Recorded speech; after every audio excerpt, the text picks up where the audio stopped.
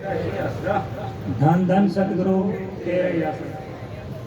हमारे जन्मदिन हमें याद दिलाते हैं कि वक्त गुजरता जा रहा है। यानी आज एक प्रेमी का जन्मदिन है ना, उन्होंने जन्मदिन को उसको किया है। तो जन्मदिन हमें याद दिलाते हैं कि हमारी कुल उम्र में से एक साल और छोटे हो गए हैं। हमें जन्मदिन याद दिलाते हैं हमारे को।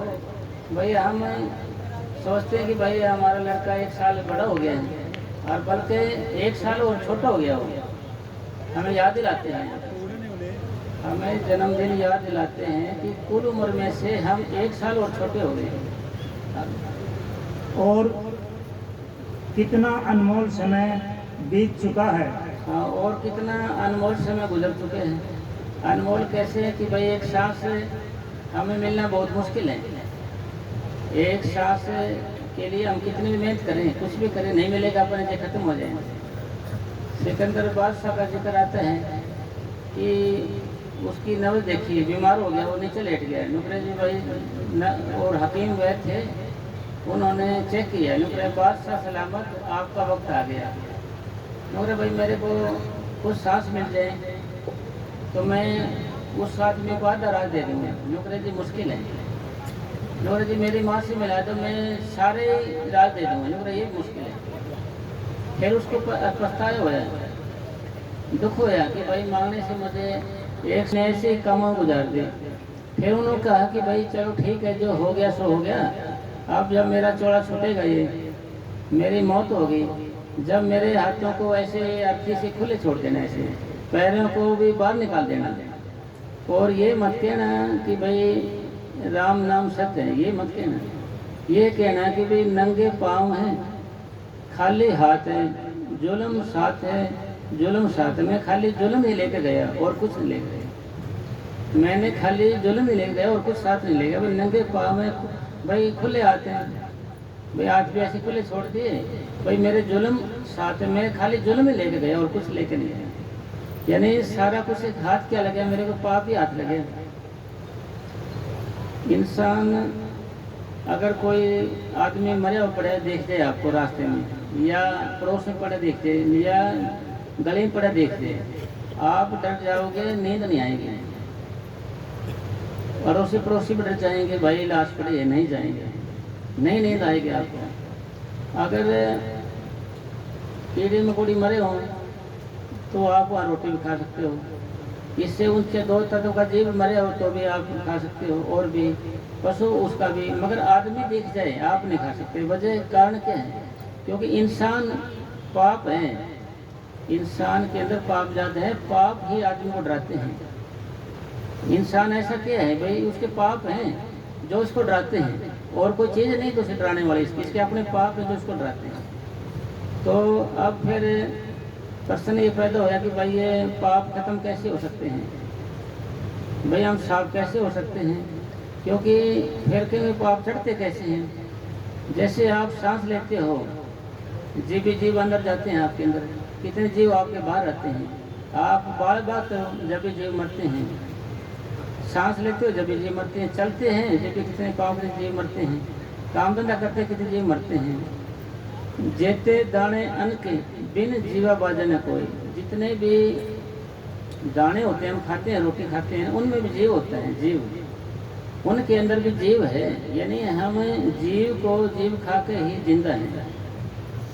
भाई हम जीवों को खाते हैं तो ही जिंदा है। आप कहोगे तो इसका मतलब तो हम खाए ना, फिर इसका मतलब तो हम चले ही ना। फिर भाई हमने चलना ही पड़ेगा, रोटी भी खानी पड़ेगी।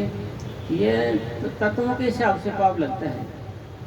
जैसे वनस्पति है, वनस्पति के अंदर एक तत्व होता है, एक तत्व होता है वनस्पति के अंदर एक तत्व होता है। तो हम 5 तत्व के आदमी हैं, 5 तत्व के। यानी एक तत्व की चीज़ हम खाते हैं, फिर भी हमारे को 4 तो बचते हैं, 4। अगर हम 2 तत्व की चीज़ खाते हैं, हम 5 के हैं, फिर और थोड़ा ज़्यादा पाप हो गया। फिर तीनों का, 3 का तत्व का मतलब क्या हुआ कि जैसे पक्षी, बस इन चीज़ों को खाएंगे तो 3 तत्वों का पाप हम 5 बनाएं। अगर फिर पशु वगैरह मारेंगे तो 4 तत्व इसमें। अगर आदमी कोई मार खा जाए तो 5 तत्वों का आदमी खा जाए, यानी तत्वों के हिसाब से पाप लगता है हमारा। अब प्रश्न ये होया कि भाई जैसे वनस्पति हम आपने 100 रुपये कमाए, 20 उसमें खर्चा कर लिया, 20 रुपये, तो फिर भी 80 पैसे तो 80 रुपये तो आपके पास बचे।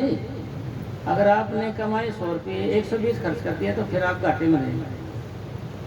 हमारे पूज्य परम संत मनीष साहब जी महाराज फरमाया करते थे कि 3 घंटे भजन करने से रोज रोज का पाप उतरता है हमारा।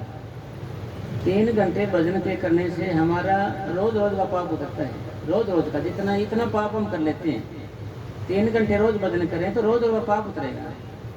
अगर आप 5-6 घंटे ज़्यादा भजन करेंगे, जब आपके पल्ले कुछ पड़ेगा, जब आपके पल्ले पड़ेगा कुछ, भाई ईशा में जुड़े हुए हैं। और रोज़ के भजन के करने से, रोज़ का मेडिटेशन करने से हमारे कई वहम निकलते हैं, कई भरम निकलते हैं, कई चीज़ों का हिसाब किताब होता है। तो इसलिए जो हमारा जन्म है, ये जन्म होने से पहले, जन्म होने से पहले ही हमारी ज़िंदगी की राह निश्चित हो जाती है। भाई हमें इतने सांस लेने हैं, इतने ग्रास खाने हैं, इतने कदम चलना है। भाई आपके मतलब ग्रास का मतलब खाना पीना भी, सांस लेना भी और पैदल चलना भी, ये कदम ये भी लिखे हुए हैं आपके यहाँ। और हमारे दुख सुख, अमीरी गरीबी, हानि लाभ, सफलता असफलता, ये सब कुछ हमारा लिखा हुआ है। बेशक प्रारब्ध बलवान है, इसे भोगना ही पड़ेगा, पर अभ्यास के करने से, भक्ति के करने से, सत्संगी में आत्म बल बढ़ जाता है, सेल्फ कॉन्फिडेंस बढ़ जाता है। सत्संगी अनुकूल या प्रतिकूल प्रभाव को महसूस नहीं करता। फिर प्रश्न ये है कि भाई ये पाप हैं जो मान ले ऐसे पैदा हो रहे हैं, हमारे पिछले कर्म भी है, हमारे प्रारब्ध, पहले बने प्रारब्ध, पीछे बने शरीर। तुलसी यह अचरज है, मन निर्धारित, मन इस पर विश्वास नहीं करता, ये पहले लिखा हुआ है सारा कुछ। हमने क्या करना है अब भाई, हम सारे का मतलब निचोड़ते हैं यहाँ आने का मतलब हमारे पाप साफ होते हैं। नॉर्मल आदमी जो अभ्यास करते हैं, भाई जिसा भी बैठे जाए उसको 200 शाम जिसा भी है, तो 4 जन्म लग जाते हैं हमारे कर्म साफ होने में। 4 जन्म हमारे लग जाते हैं कर्मों को साफ होने में। इसके अलावा कोई ज़्यादा भजन करे, ज़्यादा अभ्यास करे तो एक वो अलग बात है। ज़्यादा अभ्यास भक्ति करे, जैसे कि एक बच्चा एक कक्षा में एक ही साल में 2 क्लास पास कर लेता है। एक आदमी लड़का ऐसा होता है कि भाई एक क्लास को 2 साल में 3 साल में भी नहीं निकाल पाता, आखिर उसको छोड़ना ही पड़ता है स्कूल। तो इसलिए एक प्रेमी ने बोला कि मेरे को कितने साल लगेंगे, कितने साल लगेंगे मेरे को। तो महाराज जी ने बोला कि भाई ये समय पर निर्भर नहीं है, नॉर्मल कर्म, और मतलब समय पर निर्भर भी नहीं है। क्यों? क्योंकि आपके इंटरेस्ट, भाई आपके इंटरेस्ट, रुचि आपके शौक पे भी निर्भर करता है। आपका अगर आप ज़्यादा वजन करेंगे, ज़्यादा अभ्यास करेंगे, जल्दी कट जाएंगे। फिर और अगर आपका शरीर सिमट के, आत्मा सिमट के दूसरी मंजिल में आ जाए, हमारे रूहानी सफ़र की दूसरी मंजिल में आ जाए, तो यहाँ काल भगवान का हेड क्वार्टर है, काल भगवान का, और यहाँ संचित कर्मों का स्टोर है। संचित का मतलब रिजर्व बैंक, जमा है यहाँ पर हमारे सबके कर्म, हमारे सबके कर्म जितने जमा हैं। अब हमने ये जन्म ले लिया, हमने ये जन्म ले लिया। अब अगर हम इतने पाप कर लें, एक दिन हमारे पूरे न कटें, पूरे न पास हों, पूरे न भुगतें, तो वो जो कर्म बच जाएंगे हमारे, वो जमा हो जाते हैं रिजर्व बैंक में, यानी जमा हो जाएंगे।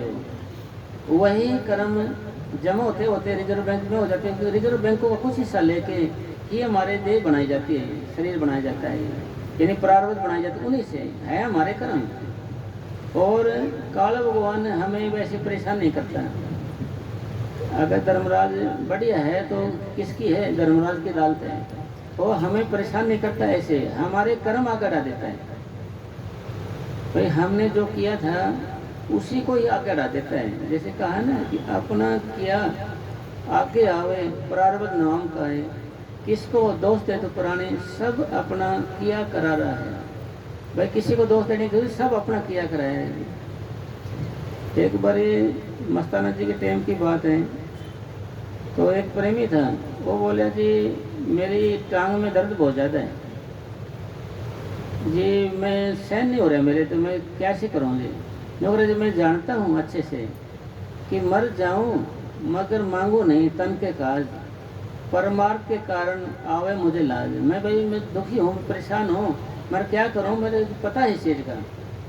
तो मस्ताना जी महाराज बोले भाई ठीक है, तेरा ये दर्द टांग का मैं अभी दूर कर देता हूँ। कोड मैंने दूर कर दिया है, और भी दूर कर दिया, और भी दुख सबके कर दिया, मगर तेरा भी कर सकता हूँ। पर अगले जन्म में तेरे को लंगड़ा होके ये जन्म भुगतना पड़ेगा। आपके अगला जन्म मिलेगा आपको तो लंगड़े का मिलेगा आपको, अपंग हो गए पहला।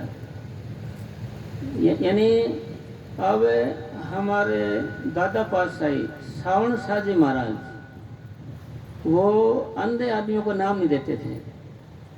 जो अंधा आदमी होता था हकीमों को नाम नहीं देते थे। हकीमों को, एक अंधे आदमी को, एक हकीमों को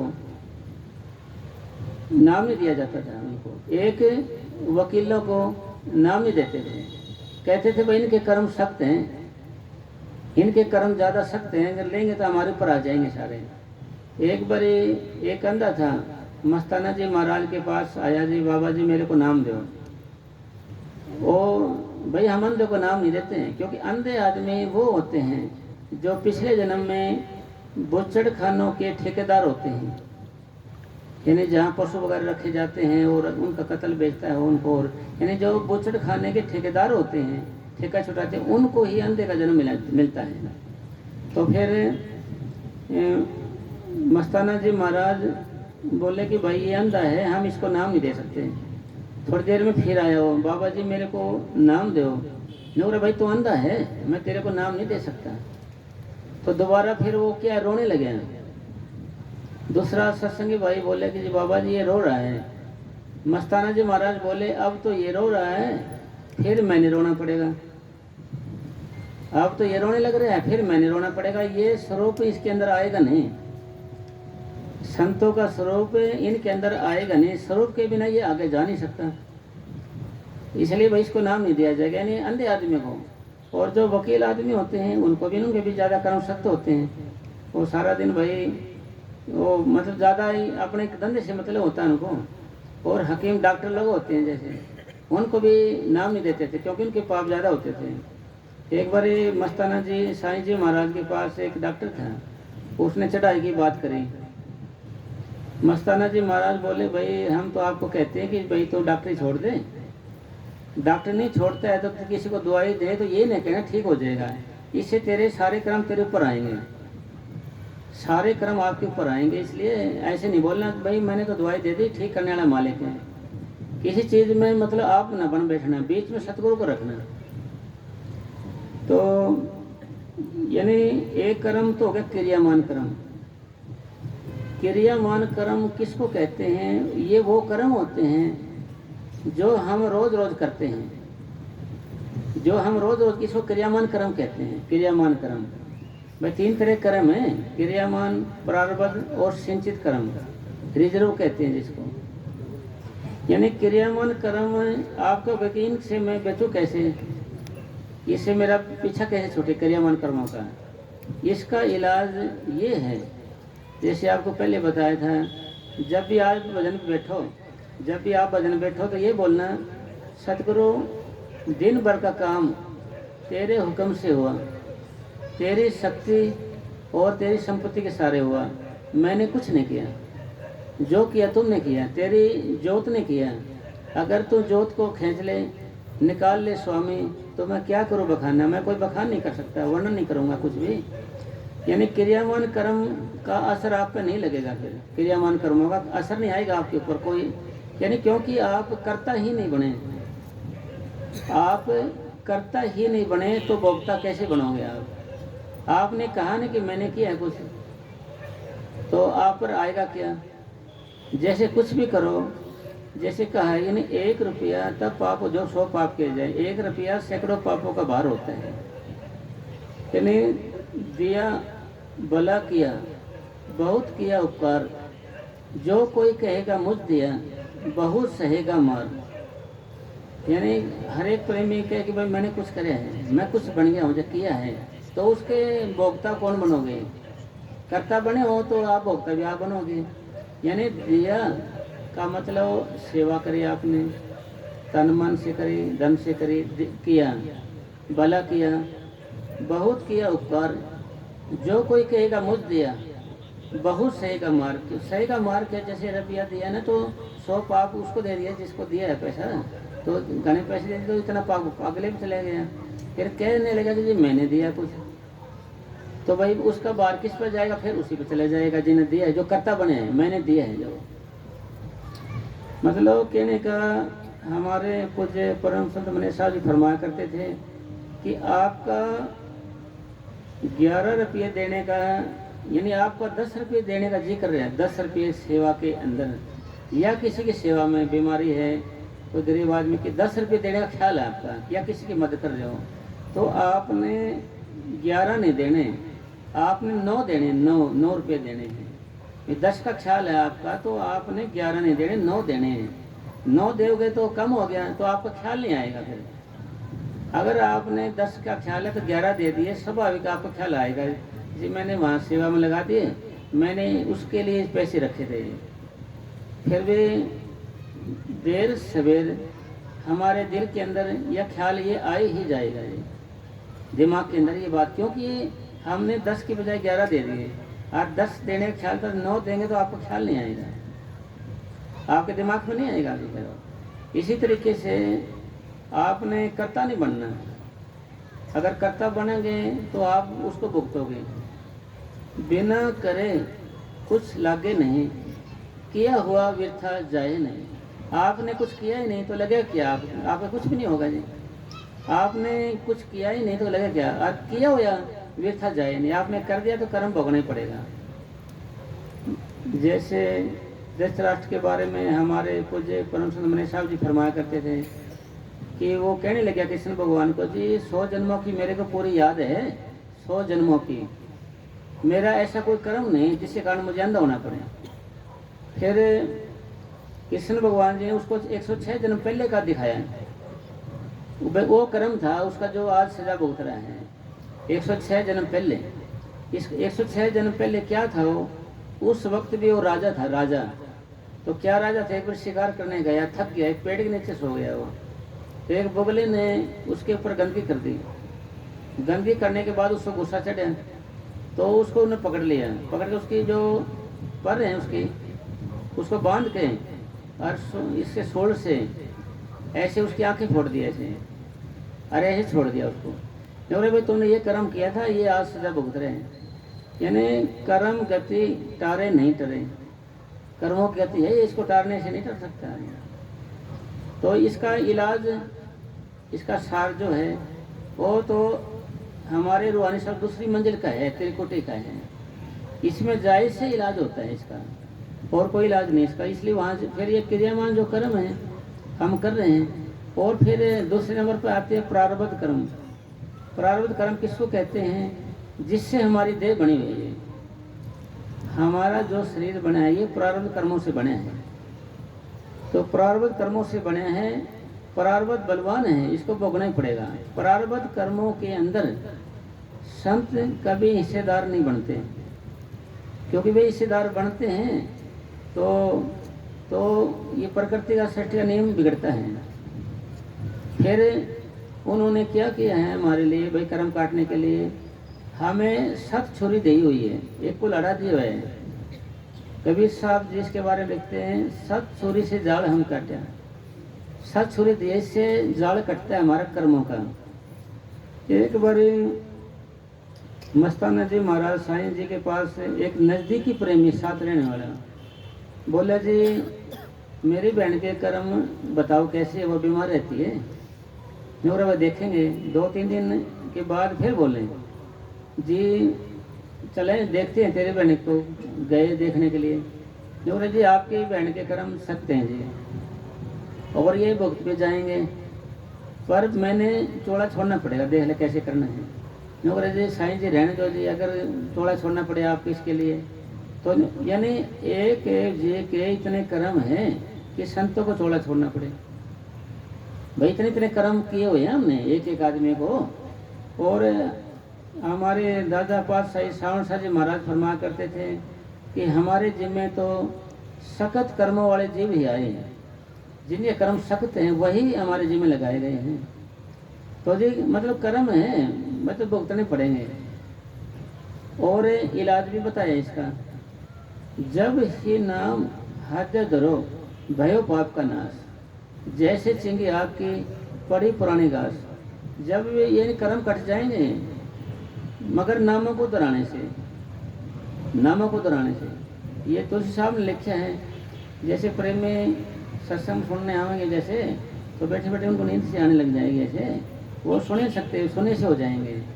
फिर इसके लिए उन्होंने उच्चारण किया है, तुलसी पिछले पाप से राम कथा नहीं बने, या नींद दबा लें या उठ के भाग जाए, या उठ के भाग जाएगा टिक नहीं सकता हो, या भाग जाएगा, या तो उसको नींद दबा लेगी या उठ के भाग जाए। तुलसी पिछले पाप से राम कथा निभाए, या नींद दबा ले या उठ के भाग, या उठ के भाग जाएगा या नींद दबा लेगी। ऐसा आप अक्सर देखते हैं, पापी तो हैं। शब्द आता है कि मेरे पाप कर्म ही तुझसे प्रीत करने नहीं देते हैं, मिलूं चाहूँ आपसे रोक ये लेते हैं। ये स्वामी जी महाराज ने लिखा है, भाई तेरे अपने पाप हैं जो तुझे डराते हैं, तेरे अपने पाप ही हैं जो तुझे डराते हैं, तेरा कोई कुछ बिगाड़ नहीं सकता।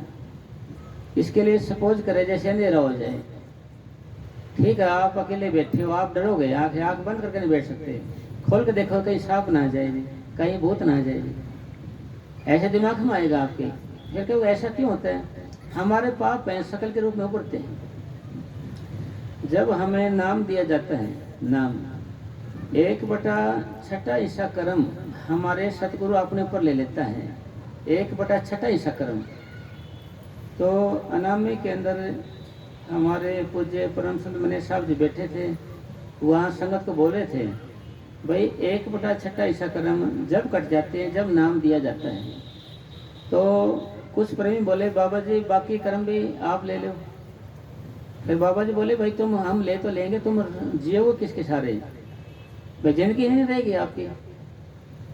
बिना कारण कोई कार्य नहीं है, बिना कर्म कोई देह नहीं है। देह है तो कर्मों के हिसाब से बने हैं, वैसे नहीं बने हैं।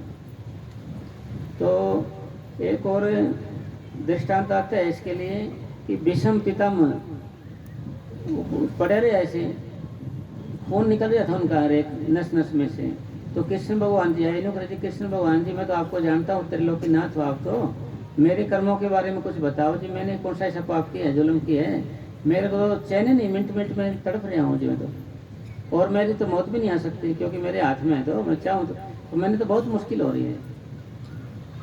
तो कृष्ण भगवान जी बोले कि आप याद करो, आप राजा थे पहले, आप प्रजा के साथ ऐसे आ रहे थे, रास्ते में एक सांप था, आपने प्रजा को बोले कि इसको उठा के फेंक दो, उन्होंने उठा के ऐसे फेंक दिया उसको।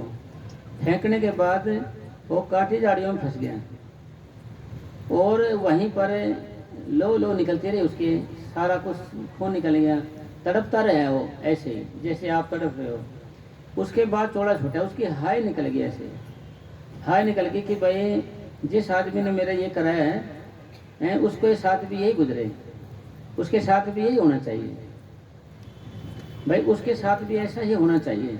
तो जी इसी वजह से वो कर्म दब होया आपका ये आया है, तो इसी वजह से आपने तड़पना पड़ा है ऐसे। कोई कारण तो बनेगा, कोई ना कोई बना तो कुछ न कुछ बनेगा। तो यहाँ कहने का भाव सारा निचोड़ सारी है कि भाई कर्म है बंधन हमारे, और अब कर्म कटेंगे भजन से मन से, और हमारा रूहानी सफर त्रिकुटी में ले जाने के लिए संत हमारी खूब मदद करते हैं। जब हम कोशिश करेंगे ऊपर आएंगे, क्योंकि वहाँ सतगुरु तो ये आंखों से नीचे नहीं आ सकता, भाई सतगुरु आंखों से नीचे नहीं आ सकता, ऊपर तो तैयार बैठे हैं। और सतगुरु इतना ही नहीं, आंखों के बीच में रोज आता है ले जाने के लिए हमारे को, भाई आज आ गया और इसको मैं ले चलूँ। सतगुरु का जो रेजिडेंस है, निवास स्थान है, वो 5वां मंडल है। और ये जो सहस्त्र कवल है, ये पहली मंजिल है हमारी, इसकी दूसरी मंजिल है त्रिकुटी। तो ये वहाँ से उतर के पहली मंजिल में आते हैं कि किसके लिए, जीव को ले जाने के लिए, आज आ गया तो इसको मैं ले चलता हूँ। और हम वहाँ जाते नहीं हैं, हम सोचे इन आँखों से कुछ दिख जाए। भाई ये आँखें तो अंधी हैं, लाइट है तो कुछ देख रहे हैं इनको, लाइट है चांदना है तो देख रहे नहीं, तो इनको कुछ दिखेगा नहीं जी। सूर्य का प्रकाश नजर आएगा नहीं तो नजर आएगा नहीं। और मोतियाबिंद हो जाता है, चश्मा चढ़ जाता है, इनमें नजर आएगा भी नहीं। भाई ये अंधी आँखें झूठी हैं, ये झूठी चीज़ को ही देख सकती है, असत्य चीज़ को देख सकती हैं, सच चीज़ को नहीं देख सकती। सच चीज़ को देखने के लिए आपने ये तरीका अपनाना पड़ेगा। अगर आप ये बात देखते रहे कि भाई ऐसा हो जाएगा, ऐसा होगा नहीं। और अपना जो कर्मों का चक्कर चल रहा था ना, जो भाई ये प्रारब्ध है ना, जो ये शरीर बने हमारा, ये पिछले कर्म देख के बने प्रारब्ध। जो जो हमारी ज़िंदगी गुजरती जाएगी ऐसे, तो हमारे प्रारब्ध खत्म होते जाते हैं, ऐसे खत्म होते जाएंगे, ये प्रारब्ध खत्म होते जाएंगे। फिर सिंचित कर्मों का भंडार होता है। भाई नाम भजन सिमरण करने से भाई धर्मराज के कागज फाटे, ये मीराबाई जी कह रही है। जो भक्ति करेंगे ना, अभ्यास करेंगे, तो ये कर्म हल्के होते जाते हैं। हल्का होना अलग बात है, खत्म होना अलग बात है। भाई आपके ऊपर सिर पे पांड है, उठा नहीं सक रहे हैं आप, थोड़ा बहुत दिन हल्का कर दिया जाए तो आराम से सहन शक्ति बढ़ जाएगी आपकी। भजन करने से ऐसा हो जाता है, हमारा भी प्रतिकूल है कि कैसा भी है, अनुकूल है, तो कुछ भी कर्म होगा, पाप आपका होगा, भाई सदगुरु तेरी मौज है, मैंने किया था इसलिए मेरे आगे आ गया। ये मतलब इस तरीके का करता है ये, वैसे नहीं भाई, इस तरीके का होता है ये। तो इसी तरीके से हमने करना क्या है, हमने क्या करना है, रोज जब भी अभ्यास में बैठना है, तो आपने जब भी भजन करना है, जब भी बैठना है, जब भी आप चेतन में हो, जब भी ये कहना है सदगुरु आगे, सदगुरु मेरे गुनाहों के लिए माफ़ी दे, सदगुरु मेरे गुनाहों के लिए माफ़ी दे, आगे कोई गुनाह न हो, इसके लिए मुझे ताकत बख्श। भाई मैं नहीं बच सकता, तू इलाज रख मेरी। तो ऐसे आपने बोलना है, क्योंकि मालिक दयाल भी तो है ना जी। भाई सतगुरु दयाल भी तो है, भाई हल्का तो कर देगा कम से कम, कुछ तो रियायत करेगा ही। और हमने नाम ले लिया, आप पूछोगे फायदा क्या हुआ हमें नाम लेने से। तो ऐसे ही सत्संग हो रहा था, एक फकीर है ना, वर्णन कर रहा था, लेख न मीठी हे सकी जो लिखा करतार। जो गुरु साहिब ने बोले कि भाई लेख न मीठी हे सकी जो लिखा करतार, जो करतार ने लिख दिया है वो भोगना ही पड़ेगा। यानी माया जोड़न दे ना जुड़े, तो माया जोड़न दिए लख साल लगते। तो माया साले एवं सड़े जिमें सड़े गुड़पति, बोले सा कोई मेट नहीं सकता, लिखी हुई दूर दी। उन्होंने कहा लिखी हुई दूर की उन्हें कोई मेट सकता है, इसलिए इन्होंने भी ऐसे बोले हैं, लेखन लेख में मिटी सकी है लिखी जो करतार, आपने भोगना ही पड़ेगा। राजा था ना जी, खड़े हो गया वो, वैसे आपने पहले भी सुनी है बातें, तो खड़े हो गए जिन्हों को जी भाई आप जो कर्म भोगने पड़ते हैं तो तेरे पास आने क्या फ़ायदा, फिर भाई कर्म ही काटने हैं तो तेरे पास आने क्या फ़ायदा। तो गुरु साहिब जी कहने लगे भाई इसका जवाब हम कल देंगे, आपको आज नहीं दे सकते। चलो ठीक है जी, कल देते ना जी। कल आप घोड़ा लेके आना, सैर करने चलेंगे। तो रात हुई, रात को क्या देखा कि भाई एक चंडाल जाति होती है, तो वहाँ पर उसका जन्म हो गया। जो जंगलों में रहते हैं बेल टाइप के आदमी, और बच्चे बहुत हैं उसके, और भूखमरी है, खाने को रोटी नहीं है, कुछ नहीं उसके पास। लकड़ी काटने के लिए पेड़ चढ़ रहे हैं वो, तो पेड़ से गिर गया वो और मर गया सपने में। एकदम उठे भाई क्या सपना आया। तो जी सुबह उन्होंने बोला था गुरु साहिब जी ने घोड़ा लेके आना, आप शिकार खेलने या घूमने चलेंगे। तो जी शर्त ये है कि जिसके आगे शिकार आ जाए तो उसी में सब पीछे करना, दूसरे नहीं करना। तो पहले गुरु साहिब के आगे शिकार आया, तो उन्होंने फिर वो राजा के आगे हो गया। गुरु साहब ने कहा कि संभालो साहब आपने शिकार को, वो जाते जाते इस जगह ले गया जहाँ पर उसको सपना आया था। सपना क्या आया था उसको, वही जो सपने में औरत थी, बच्चे थे, वही आ गए सारे। कहने लगे कि जी बाबा आ गया, बाबा आ गया, कल सब दफना दिया था मैं इसको, पता नहीं आज कैसे आ गया। सब ने पकड़ लिया बेचारे को, तो उसको तो जान छुटानी मुश्किल हो रही है। तो फिर थोड़ी देर में गुरु साहब भी आए। हाँ भाई कैसे, वो हंस रहे हैं। वो राजा साहब कह रहे हैं भाई किसी की जान जाती है और किसी को हंसी आती है। मेरी तो जान जा रही है, तेरे को हंसी आती नहीं, और हंसो नहीं तो क्या करूँ बताओ। नौरे जी मेरे को छुटा भी ना आदमियों से। तो उन्होंने प्रश्न किया जी भाई तुम्हारा आदमी थोड़ी है, तो हमारा आदमी है। नहीं जी महाराज जो कहते वही है, खाली ताज लगा के आ गया, ये ताज वगैरह आ गया, जस के आ गया, ये है वो का, वो जो कहते वही है। नौरे तुमने कहाँ दफनाया था जी? यहाँ। तुम्हें तुम्हारा आदमी मिल जाए तो फिर तो छोड़ सकते हो। हाँ फिर छोड़ देंगे तो फिर क्या रह जाए, हमें फिर क्या करना है इसका। तो खोज जाए तो उनका आदमी मिल गया, ठीक है साहब ले जाओ जी। फिर उन्होंने बोले जी ये क्या माजरा था भाई, क्या रगड़ा था ये? जो बोले ये आपके कल के प्रश्न का जवाब था। ये कल आपने जो प्रश्न किया था भाई लेखने बैठी ऐसे ही करतार कि भाई भोगना ही पड़ेगा तो क्या फायदा आने का। नौकरे भाई आप यहाँ आए सात संगत के अंदर हैं, तो आपने कर्म तो कटे आपका, आपने वहाँ 50 साल या 60 साल गुजारने थे, आपने कर्म तो काटना पड़े, पर सपने में। शम्स तबरेज साई फरमाते हैं अगर सपने में भी आप कष्ट भोगते हो, सपने के अंदर भी आप अगर कष्ट भोगते हो तो इसका अच्छा जान, क्योंकि सपने में भी सतगुरु कर्म कटवाता है। सपने के अंदर भी सतगुरु मतलब सपने के अंदर भी कर्म कटवाते हैं। तो हमने सपने में हम कभी कुछ दिखता है हमारे को, कभी कुछ दुख दिखने लग जाता है, कभी पता नहीं कहाँ चले जाते हैं, पता नहीं क्या क्या दिखता रहता है हमारे को। तो सतगुरु क्या सपने में सूक्ष्म हो जाते हैं, सतगुरु सपने के अंदर सूक्ष्म हो जाता है, फिर सूक्ष्म में आके मिलता है उसको, कर्म काटता है उसको। अब हम सतुल हैं। सतुल का मतलब जैसे ये माइक है स्टूल, इसको हम पकड़ भी सकते हैं, बांध सकते हैं, उठा सकते हैं। ये लाइट है, ये सूक्ष्म है, इसको मैं आज से ऐसे पकड़ नहीं सकता ना बांध सकता। तो हम जब वजनाभ्यास करेंगे, जैसे हम बैठते हैं, जब हम मन को समझने लग जाते हैं तो हम भी सूक्ष्म होने लग जाते हैं। कोई बात सतगुरु ने मैं कहनी हो, जैसे ध्यान हमारा ऊपर नहीं आएगा तो हम पूर्ण रूप से सूक्ष्म नहीं होंगे, तो सतगुरु हमें सपने में आके समझाएगा। संतों के सपने वैसे सपने नहीं होते, जो होती है सच्चाई होती है, क्योंकि आमने सामने जो होता है सपने में वो सच्चाई होते हैं। पीठ पीठ से आवाज़ आती है वो झूठ होता है। तो सारी बातों का निचोड़ ये आया कि भाई हम यहाँ पर कर्म काटने के लिए आए थे हैं, और कर्म कटे बिना हम सतगुरु से मिलाप नहीं कर सकते। कर्म का मतलब ये समझो कि भाई कर्जा, और काल भगवान का मतलब समझो कि बाणिया।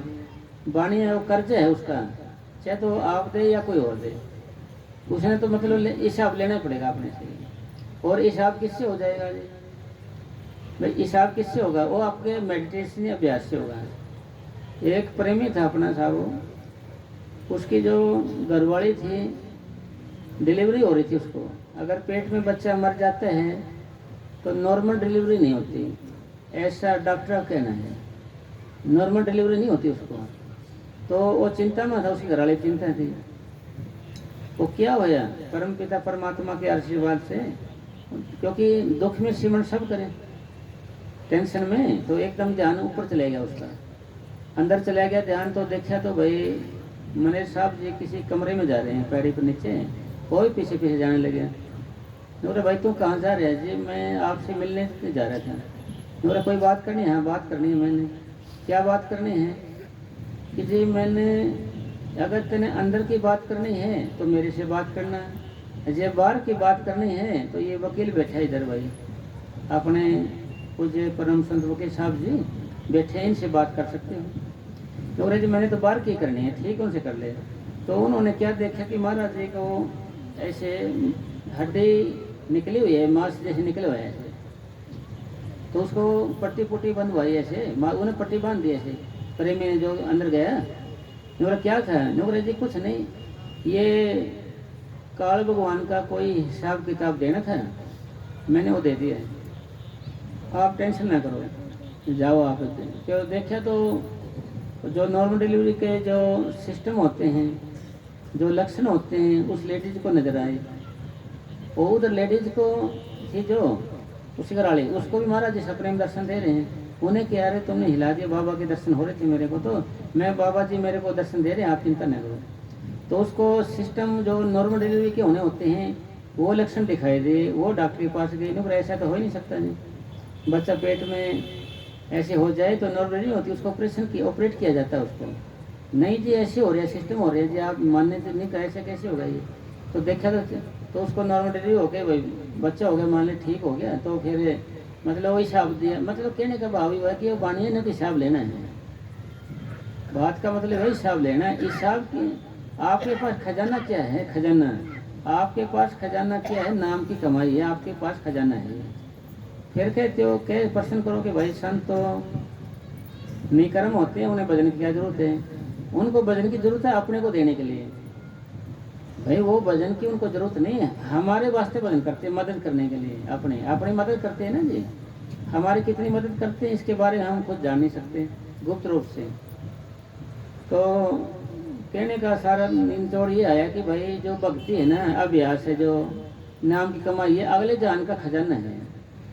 इसलिए ये खजाना गुरु अमरदास जी महाराज ने हर एक सत्संग का मतलब सुनो के अंदर मासून अंदर, उनके अंदर एक वहाँ सुन है, एक मंडल है, उसके अंदर जमा कर दिया। ये गुरु अर्जन देव से पहले ये हमारे 5वीं पातशाही आती है 10 गुरुओं से।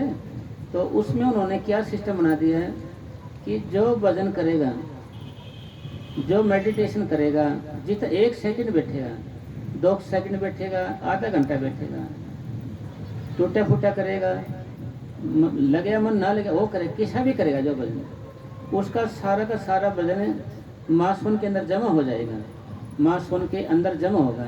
जब वो यहाँ से जाएगा, जब उसको दिया जाएगा, उससे पहले जो कोई भजन करता था उसकी जेब में होता था।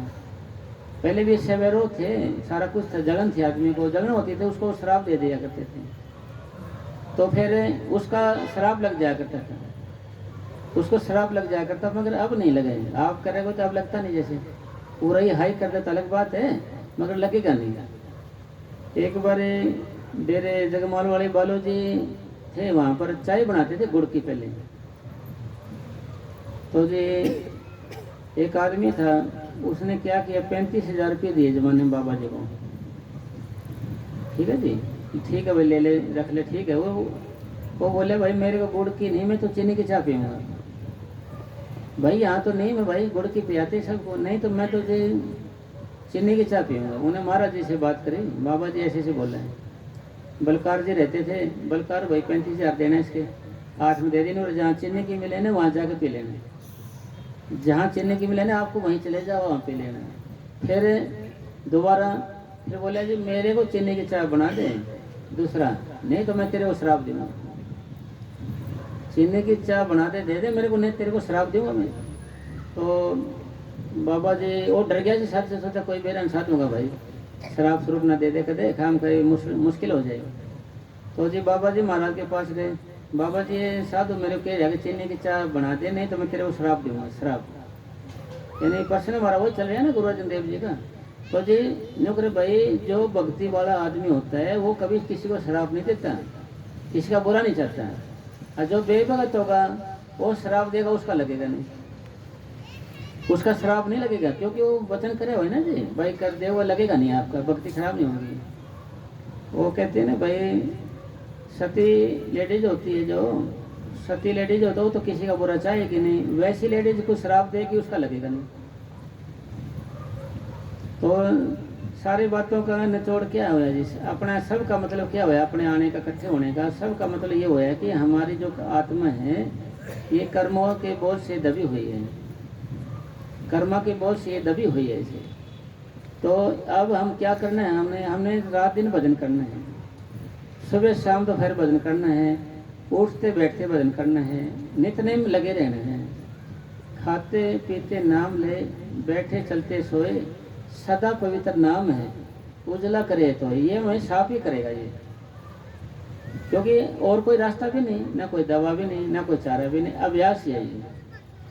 और फिर अगर हम नाम ले लिया हमने जैसे, तो फायदा भाई भला बुरा गुरु भगत कबू नरक नहीं जाए।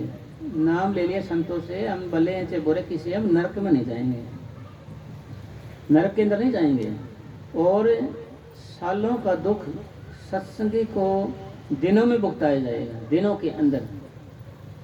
तो आपका भाई कोई उदाहरण, ये हमारे दादा पाशाही श्रावण शाह जी महाराज पहाड़ों में नौकरी करते थे, तो वो वैसे रास्ते नहीं थे, घोड़े पर चढ़ के जाते थे, घोड़े के ऊपर बैठ के।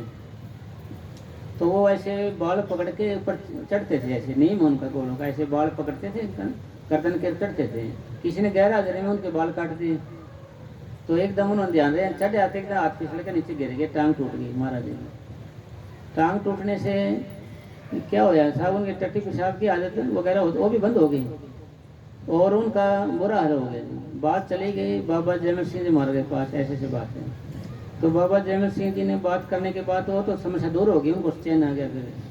तो फिर कहा कि भाई तेरे को 5 साल का दुख था, तेरे को 5 साल का दुख था, 5 साल का, हम आपको 5 महीने भुगताएंगे। 5 सालों का दुख था आपको, हर 5 महीने भुगताएंगे। फिर बैठे रहे, फिर बात चले कि जी आपको डॉक्टर ने सलाह दी कि मांस खाना पड़ सकता है। तो उन्होंने भजन बैठे ऐसे ध्यान किया, तो स्वरूप आया कि भाई आवश्यकता के अनुसार मांस खाना चाहिए, खा सकता है। तो फिर महाराज जी ने दोबारा मेडिटेशन किया, खूब भजन किया बैठ के अच्छे से। फिर वही स्वरूप आया, फिर वो सब टहलता हुआ हट गया वो, कि फिर ऐसे ही स्वरूप आया। यानी ये कसौटी है श्रवण माना, नहीं भाई हमारी तो वही शिक्षा जो पहले थी, इसलिए मांस वगैरह नहीं खाना कुछ, तो इससे और कर्म बढ़ेंगे। तो सारी बातों का निचोड़ यही आके रुकिया कि भाई हम मेडिटेशन अब हम कितना करते हैं दिन भर में, क्योंकि फिर हम साफ तो होंगे नहीं सब, भाई थोड़ा बहुत साफ होते हैं, उतना फिर मैल चढ़ा लेते हैं।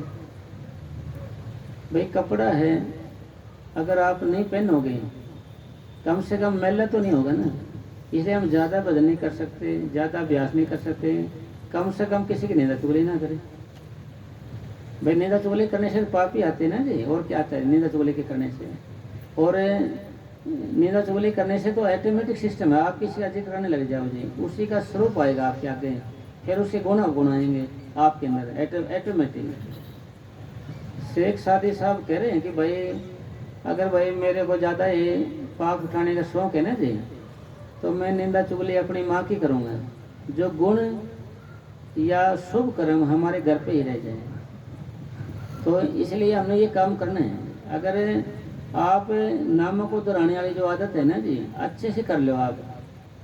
अभी हमारी आदत नहीं बनी नामों को दोहराने की, आप फिर ये भी कहोगे कि जी हमारी आदत जोर तो बहुत लगाते हैं, कबड्डी कबड्डी करते हैं सांस टूट जाता है, कबड्डी कबड्डी करते हैं ना जी सांस सा टूट जाता है, तो करे क्या भाई। ये क्या है कि साहब ये न्यू समझो कि या ऐसा कह लो कि हमारा जन्म ही भजन के लिए हुआ था। हमारा जो जन्म हुआ था ना वो भजन के लिए ही हुआ था। अगर नित्य नेम हम भजन नहीं करेंगे, नहीं बैठे उठेंगे हम नित्य नेम, तो हमारे पाप हल्के नहीं होंगे। हल्के नहीं होंगे तो आप भी हल्के नहीं होंगे, आप भी हल्के नहीं होंगे तो आपको बैठना मुश्किल लगेगा। आप इसे लगेगा जैसे भारी भारी से हो गए, आप शरीर से भारी नहीं, ऑटोमेटिक लगेगा जैसे भारी भारी।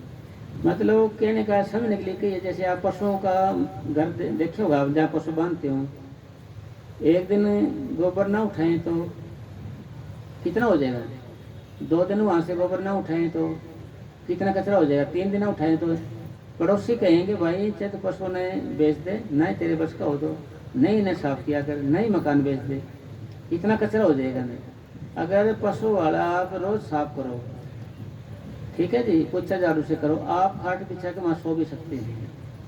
इसी तरीके से रोज आप पूरा भजन करोगे, अभ्यास करोगे, आपके अंदर पॉजिटिव थिंकिंग ऑटोमेटिक हो जाएगी, पॉजिटिव विचार ऑटोमेटिक हो जाएंगे, और आप शरीर से हल्के फुल्के नजर आओगे, आपके अंदर शांति खुशी बनी रहेगी, चैन सा बने रहेगा। फिर एक दिन ना करे आपने तो फिर वो असर हो जाएगा, फिर दोबारा करें और हो जाएगा, और ज़्यादा पाप बढ़ता चला जाएगा, और ज़्यादा बढ़ता चला जाएगा। फिर फिर क्या, फिर उठाना मुश्किल हो जाए एकदम इतना। फिर संत महात्मा क्या कहते, भाई तू रोज रोज करता रहे, रोज रोज सफाई बनी रहेगी, तेरे को दिक्कत नहीं आएगी। भाई एकदम ही घना काम करना पड़े, अरे थोड़ा थोड़ा करे पता भी नहीं चले, इसलिए नित्य नियम का है। फिर इसके बारे में लिखा है कि भाई एक दिन में लापरवाही भजन की तो हमारे रूहानी सफर की मंजिल 1 महीने पीछे कर देगी। आप 1 महीना पीछे पहुंचोगे। अगर आपने एक दिन भजन नहीं किया तो नहीं समझो 1 महीना बाद में पहुंचोगे आप जहाँ पहुंचना था, यानी 2 दिन ना करे 2 महीने। अगर यह स्कूल में जाते हैं, जैसे बच्चा जो रूटीन से जाता रहेगा तो ख्याल रहेगा भाई बीएससी नर्सिंग करूँगा या एमएससी बीएड करूँगा, है ना जी, या इंजीनियरिंग करूँगा, होता है ना जी, उसका ख्याल बना रहता है। अगर ना जाए तो बच्चा फिर उसका याद नहीं होगा, डरेगा जो मास्टर से, फिर वो डरेगा, फिर स्कूल में जाना बंद कर देगा। फिर ये भी यह साइकोलॉजी क्या हो जाएगी, उसका दिमाग कैसे हो जाएगा, मानसिकता। अगर भाई मैंने कौन सा जज बनना है कि कामयाबी सबको मिलती है कि नहीं फिरते हैं पढ़े लिखे भी, दिमाग कैसे हो जाए, पढ़ेगा ही नहीं। इसी तरीके से रोज़ रोज़ भजन करने से हमारे रोज़ रोज़ पाप होते रहते हैं, तो हम साफ रहते हैं, हल्के जीवन में रहते हैं, उसी में हम भजन कर सकते हैं। नहीं करेंगे तो छोटो ने किसका भजन बने जी, मन ऐसी सी बातें करने लग जाएगा जी, उल्टी उल्टी बातें दोहराने लग जाएगा जी, यानी मुश्किल हो जाएगी फिर। तो अब हमारे जो कर्म थे, जो क्रियामान, फिर प्रारब्ध और सिंचित कर्म। सिंचित कर्म निकालने के लिए आपने फिर अभ्यास करके 2 मिनट पार करोगे तो आप निकर्म हो जाओगे, फिर आप पे कोई कर्म नहीं। आप दूसरे कर्म को फिर उठा सकते हो, दूसरे कर्म ले सकते हो आप। कब ले सकते, जब ले सकते हो। पहला करने आप करिए, फिर और उनको फरमाइए। पहले आप करके ऊपर जाओगे, जब आप दूसरे को बता सकते हो। तो संत महात्मा इसकी हमारी मदद करते हैं खूब ले जाने के लिए, त्रिकुटी से पार ले जाने के लिए। तो कमी कुछ है तो हमारी है, सतगुरु के लिए नहीं है, क्यों सतगुरु तो रोज ही आता है।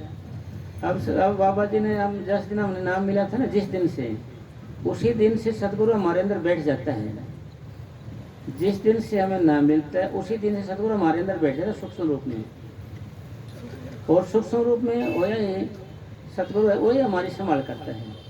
कोई समस्या आ जाए और आ जाए तो महाराज तो कहाँ हैं, तो हम कहाँ हैं, तो कैसे संभालोगे, वो अंदर वाला सतगुरु संभाल करते हैं। वो सतगुरु ऐसे नहीं कि आपको पीछे छोड़ दें, जब तक आप दूर दरगाह नहीं पहुँच जाते जब तक पीछा नहीं छोड़ेगा। और इसके लिए हमने अभ्यास करना पड़ेगा। एक हम क्या करते हैं, हर एक आदमी का ना बाबा पर भरोसा है जी, पूरा विश्वास है जी, विश्वास है, बाबा भरोसा है। अरे भाई खाली भरोसा विश्वास आपको कहाँ ले जाएगा जी, ऊपर के मंडल में थोड़ी ले जा सकता है। और अभ्यास है, अभ्यास ही आपको ऊपर के मंडल में ले जाएगा। इसलिए हम अभ्यास की बात छोड़ देते हैं। अभ्यास वाली बात है भाई, समय ऐसे ही गुजर जाएगा। जैसे अभी तो मान ले बात सुनेगा ना, अभी मन है बात सुनेगा तो बड़ा मीठी मीठी बात लगती है। भाई आज तो वैसे पर्दा खोल के छोड़ना है, कुछ भी हो जाएगा। भाई आप तो पर्दा खोल के छोड़ना है, खूब लग जाना है, फिर बोल जाएगा भगत जी, मतलब फिर बोल जाता है, क्योंकि इसको बेचारे को रोज रोज समझाना पड़ता है। जब हमें कोई रोज समझाने वाला हो, मन सीधे रास्ते चलता है। समझाने वाला ना हो तो मन हमें उंगली पे नचाता है और पैरों के नीचे रगड़ता है। यानी इसको नित्य सत्संग, रोज रोज सत्संग समझाने की, रोज समझाने की जरूरत है। कौन सा ये भजन वाली बात है। फिर आप कहोगे कि जी इतना समझाते हैं, समझता क्यों नहीं है। भाई ऐसी कौन सी वजह, कारण क्या है। इसका कारण क्या है कि भाई ये जो मन है वे विदेशी गवर्नमेंट का आदमी है, विदेशी गवर्नमेंट का आदमी है, काला भगवान का आदमी है ये, उसकी तरफदारी ही करता है। हम क्या हैं, हम हैं आत्मा और हमारा परमात्मा मालिक है।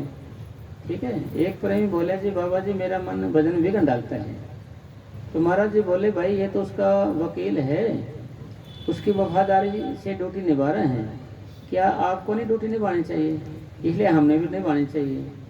भाई हमने भी निभानी चाहिए ड्यूटी, इसलिए हमने भी क्या है नित्य नेम नाल भजन सेवन करना है।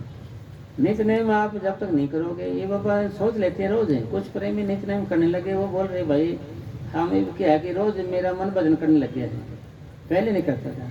कुछ समस्या प्रेमियों की ऐसे हो जाती है, जैसे हम जहाँ सोते हैं ना जी, वहीं बैठ जाएंगे बदन पे, वहीं तो नींद के संस्कार होते हैं, वहाँ नींद आएगी आपको, बैठते नींद आने लग जाएगी। कहीं आप अजनबी जगह जाओ, दूर जाओ, कभी आपको वहाँ नींद नहीं आएगी। आँख बंद कर लेके सोए हुए नींद नहीं आएगी आपको, क्योंकि नींद के संस्कार नहीं है आपके। अपना बिस्तर होता है, वहाँ एकदम नींद आने लगेगी आपको। इसलिए आपने अपने अपने घरों के अंदर जैसे, क्योंकि भाई कामयाब तो आप वहीं पर होंगे ना, आप जहाँ पर ज़्यादा समय रहते हैं। सत्संग तो आप महीने में या 2 महीने 4 महीने सुन लिया, या उसमें मोबाइल में भी रोज सुनते रहते हैं, उसका भी असर किससे होगा भाई? आधे आदमी क्या करते हैं साहब, वो मोबाइल में 1 घंटे का बाबा का नारा चालू कर देंगे और अपने काम में लग जाएंगे ऐसे। भाई उससे नहीं कुछ बनेगा। भाई जुबान से जपना जरूरी है, अपने खुद जुबान से। हमारे अंदर है कोई चीज़, बीमारी तो पाप तो हमारे अंदर है, हमारे अंदर से जपेगा नाम तभी पाप साफ होंगे। फिर दूसरी बात कह देते हैं ना, अगर नशा शराब में होता तो जूमती बोतल, अगर नशा ही शराब के अंदर होता तो जूमती हुई नाचती हुई बोतल देखी आपने कभी? शराब डालते हैं उसके अंदर, नहीं ना। तो जब हम आदमी पीते हैं उसको जब नशा आता है, इसी तरीके से नामों को हम खुद डराते हैं ना अंदर से, जब भी नशा आएगा हमें, जब भी असर होगा उस चीज़ का, जब भी सिमटा होगा, ऐसे नहीं होगा। रजाई कहते हैं ना गर्म होती हैं, कोट भी गर्म होते हैं। कोट को एक कमरे में बंद कर देते हैं हम, कभी उनमें आग लगी देखी है क्या? आग नहीं लगेगी उनके अंदर, अंदर गर्म गर्म कपड़े रखते हैं, संदूक में कोट रखते हैं, तो उनके अंदर आग नहीं लगी देखी होगी आपने कभी? क्योंकि जब हम पहनते हैं, आप ऐसे पहनते हैं, हमारे शरीर में है गर्मी, हमारे अंदर उस जब गर्मी आती है उसके अंदर, तो इसलिए जुबान से जपना जरूरी है। जुबान से भाई, जुबान से हम नहीं जपेंगे ना, बात नहीं बनेगी। इसके लिए मस्ताना जी महाराज ने समझाया, एक को खुशी राम था कोई, उसको बोले प्रसाद बांट दे, बोल बोल के प्रसाद बांटना, नारे बोल बोल के। उसने क्या बोला जी, बांट दिया ना? बोले बाबा जी मैंने तो मन मन में जप लिया था, मन मन में नारे बोल के बांट दिया था। अरे मुँह से बोल बोल कर तो ऐसे बोल, नहीं मन तो कर रही है और चला जाता है ना जी, मैंने तो मन ही मन में बोल दिया था जी। तो जी ठीक है भाई, कोई बात नहीं। फिर वो जब सुनसान था, जब मस्ताना जी साहब डेरा बनाए, सुनसान था सारा, अब तो शहर बन के आगे तक चले गए। तो वो 2 आदमी आ रहे थे, ऐसे पीछे आ रहे थे, साथ में हाजिर लगी पेशाब की। उसको ऊपर गया झाड़ियों के पास, ऊपर झाड़ के पास देखा तो ऐसे सांप खड़े, ऐसे ऐसे डक मारने के तैयार बैठे। उन्होंने मन मन में सिमरन कराया, तो कुछ होया नहीं उससे, मन मन में कराया। फिर बोले, याद आई मस्तानी बात, दान दान सतगुरु तेरा ही आसरा, खूब नारा बोले जोर से, तो सांप एकदम पीछे चले गए। फिर वो डेरे में आया, खुशी राम तसली होगी तेरे को भाई, बोल के नारा जरूरी है। नूरे होगी बाबा जी, खुशी तसली होगी मेरे को, ये खुशी भी होगी, साथ में मेरा नाम भी खुशी और मुझे खुशी भी होगी और तसली भी होगी। इसलिए मुंह से निकलना जरूरी है। मुंह से हम निकालना चाहते, डरते हैं जी। अगर आप घर में अकेले होते हो, आपने क्या करना है साहब, बोल बोल के घूम घूम कर शुरू कर देना है।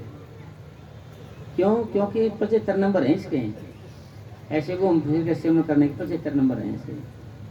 तो एक प्रेमी था, तो हमारे पूज्य परम श्रमण साहब जी को बोला कि बाबा जी मेरे ऐसे कर्म हो सकते हैं, कोई बला है मेरे को ऐसे।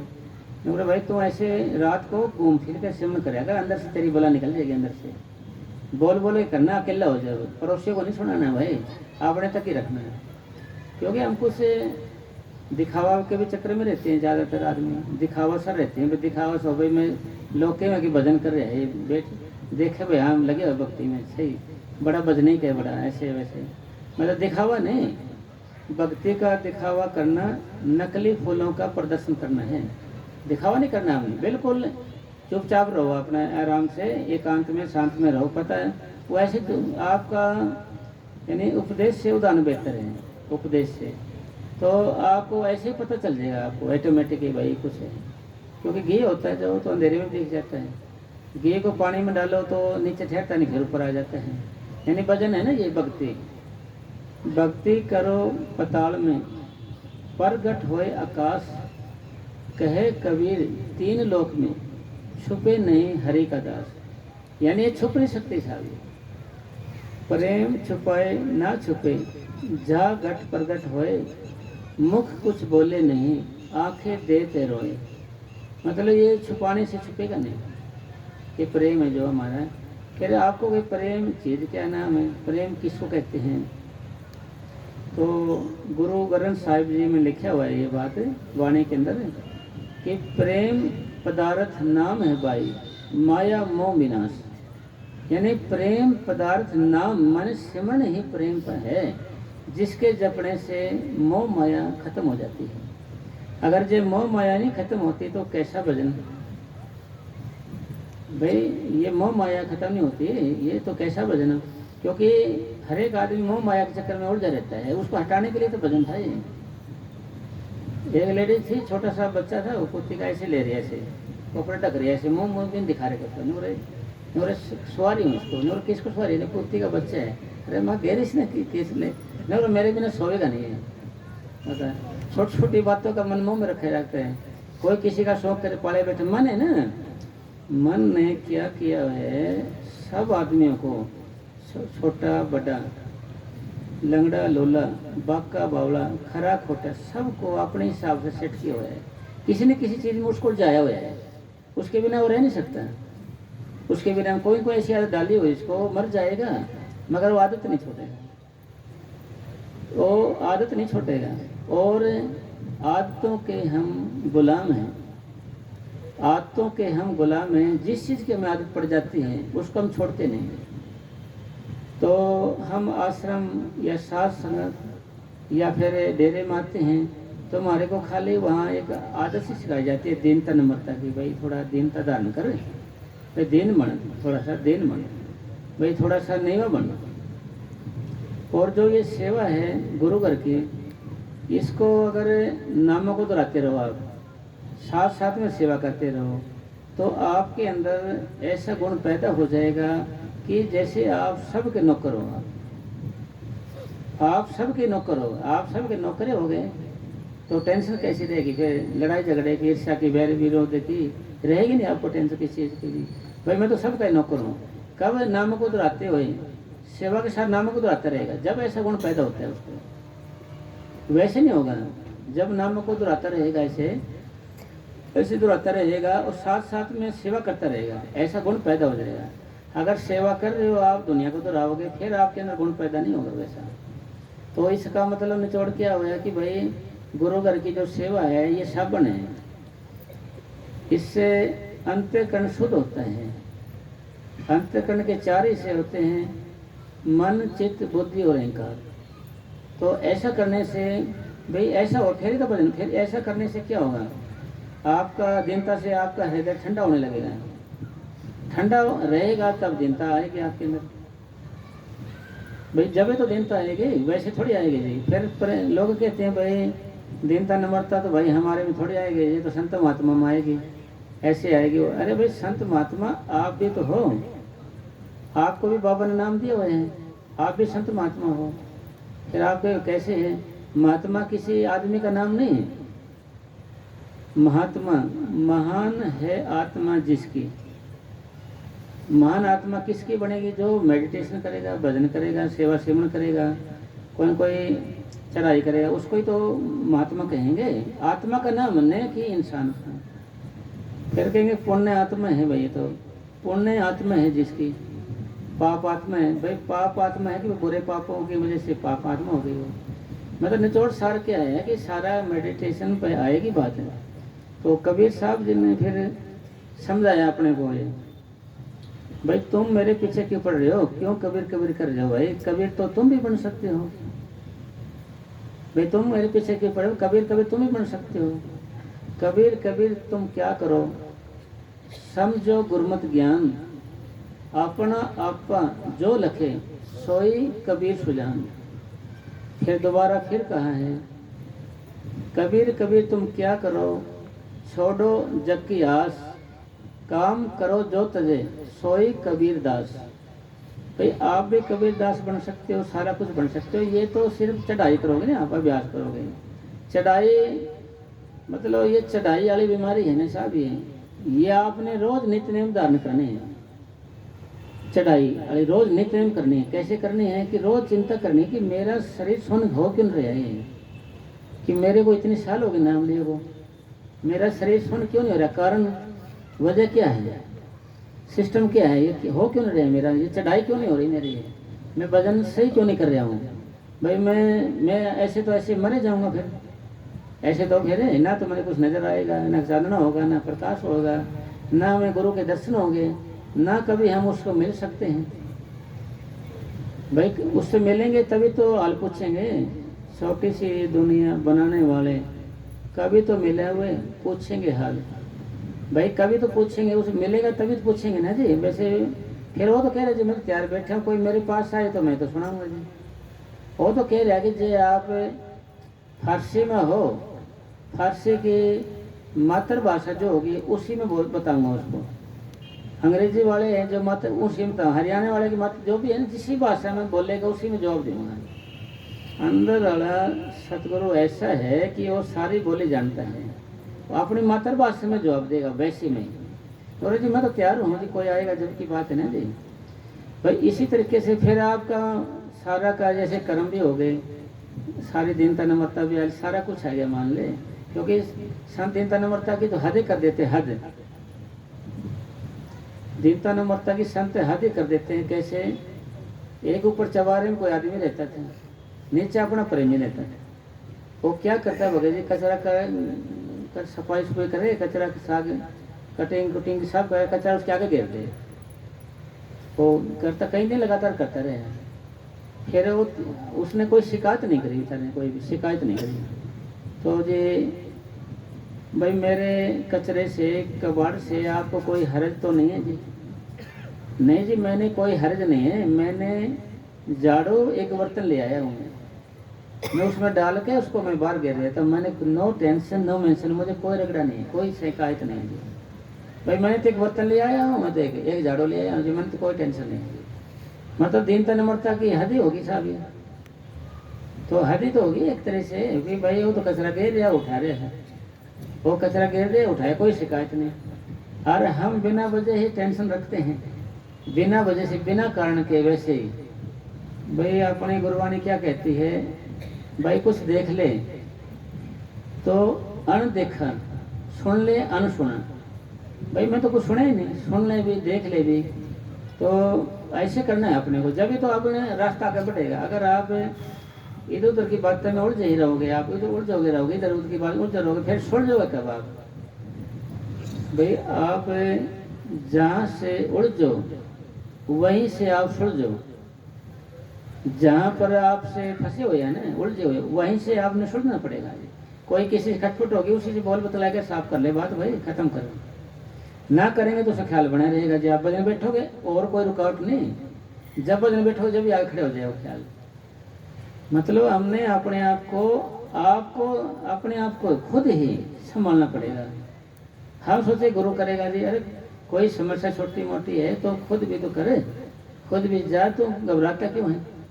कोई सतगुरु तो साथ है, हिम्मत मर्द मदद खुदा।